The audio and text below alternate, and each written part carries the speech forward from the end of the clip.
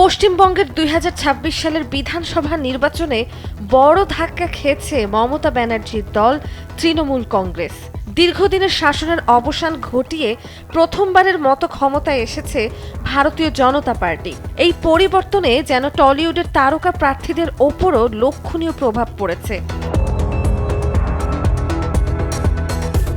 নির্বাচনের ফলাফলে দেখা গেছে তৃণমূলের একাধিক তারকা প্রার্থী হেরে গেছেন গুরুত্বপূর্ণ কেন্দ্রে।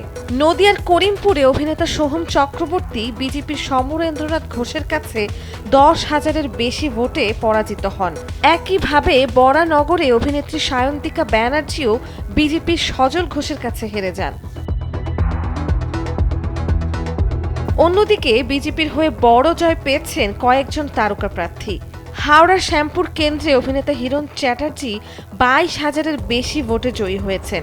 একই ধারায় শিবপুরে অভিনেতা রুদ্রনীল ঘোষ প্রায় 15,000 ভোটের ব্যবধানে জয় নিশ্চিত করেন। তবে এই নির্বাচনে বেশ হতাশ হয়েছেন পরিচালক রাজ চক্রবর্তী। ব্যারাকপুর কেন্দ্রে তৃণমূলের হয়ে লড়ে তিনি বিজেপির কৌস্তুভ বাগচির কাছে 15,000-এর বেশি ভোটে পরাজিত হন।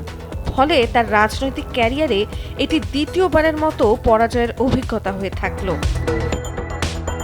নন্দিনী আহসান, সময়ের আলো।